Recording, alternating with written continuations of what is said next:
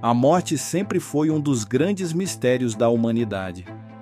Imagine descobrir que, nos seus últimos segundos de vida, seu cérebro pode revelar segredos que a ciência ainda não decifrou.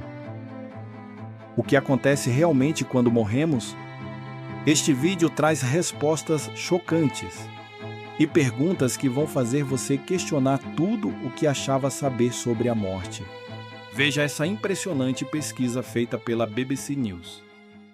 A morte é a única certeza que temos na vida. Mesmo assim, ela é cercada de mistérios e mais perguntas que respostas. Um exemplo disso é o que acontece com o nosso cérebro na hora em que partimos dessa vida. Até poucos anos atrás, não existiam muitos trabalhos científicos sobre o tema, mas isso está mudando. Descobertas publicadas nos últimos anos vão na contramão do que se acreditava sobre o assunto e até abrem caminhos para encontrar explicações mais sólidas para as famosas experiências de quase morte. Sou André Bernatti, da BBC News Brasil, e neste vídeo te explico o que acontece no cérebro quando morremos, segundo as últimas evidências. Bom, esse campo de pesquisas ganhou novo fôlego com os trabalhos da neurocientista Dimo Borgidin, nos Estados Unidos. Numa entrevista para o serviço em espanhol da BBC, ela disse que se interessou pelo assunto quase sem querer, enquanto fazia experimentos com ratos de laboratório. Durante essas pesquisas, 2 animais morreram, e ela pôde observar que no momento da morte, um dos ratinhos apresentou uma secreção massiva de serotonina, um neurotransmissor relacionado ao bem-estar. Isso gerou uma curiosidade na professora Dimo, que resolveu observar como esse processo acontecia em detalhes.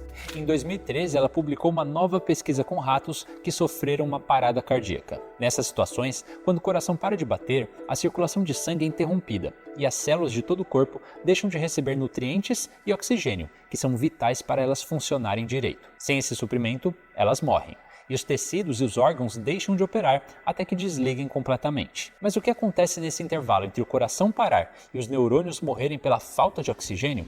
Os estudos da professora Dimo mostraram que ocorre uma intensa atividade de vários neurotransmissores, que são substâncias responsáveis pela comunicação cerebral. Nos ratinhos de laboratório, a serotonina, por exemplo, aumentou 60 vezes. A dopamina, outra substância relacionada ao bem-estar, subiu de 40 a 60 vezes. Segundo a neurocientista, níveis tão altos nunca são vistos, nem quando o animal está vivo e bem de saúde. Em 2023, a equipe da Universidade de Michigan deu um passo além. Eles publicaram um estudo sobre o que acontece no cérebro de seres humanos na hora da morte. Para isso, eles acompanharam 4 pessoas que estavam em coma e recebiam ventilação mecânica para respirar. Infelizmente, esses pacientes estavam morrendo.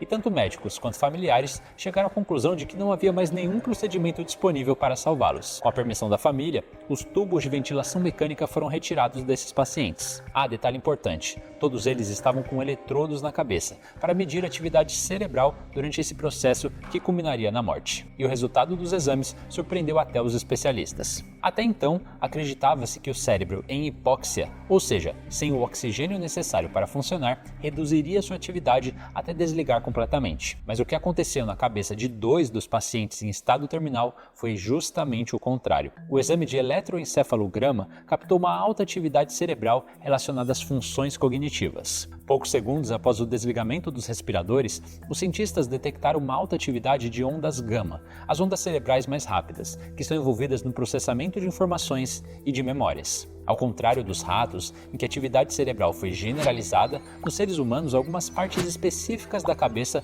mostraram uma atividade mais elevada. Uma das áreas que ficou mais ativa é conhecida como junção temporoparieto-occipital, ou TPO. Falamos aqui de um ponto de fronteira, ou junção, de 3 partes importantes do sistema nervoso. Segundo a professora Dimo, essa estrutura é responsável pela percepção dos sentidos, está associada à consciência, aos sonhos e às alucinações visuais. Alguns trabalhos também vinculam essa região à empatia, ou à capacidade de se colocar no lugar do outro. Outra região que se destacou nos estudos foi a chamada área de Wernicke. Ela fica perto dos nossos ouvidos e parece ter importância em quesitos como linguagem, fala, audição e memória. Enquanto a ciência avança, o mistério persiste.